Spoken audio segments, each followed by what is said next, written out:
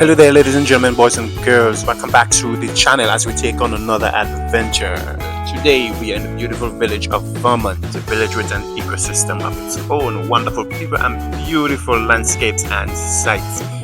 The home of the island's most famous nature trail and sanctuary of the Amazona gildingi, our national bird, the parrot. Today, however, we are not going to the nature trails. We are going past the most popular picnic spot, Table Rock, and into a magical place called Three Ponds, aptly named for its trifecta of ponds that spill into each other. And today, we intend to see the topmost pond, which might turn out to be an adventure or even a dangerous climb. Join me on this thrill. Please consider liking and subscribing. It costs you nothing, but it means the world to me.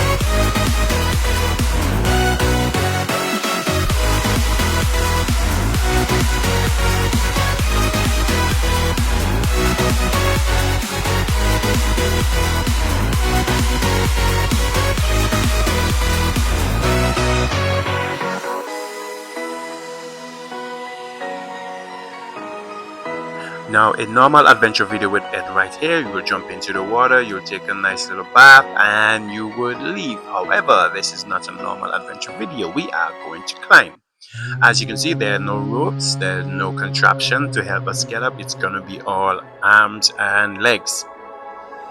Lucky for me, this morning I got bitten by a radioactive spider, so I activated my spidey senses and I did my thing.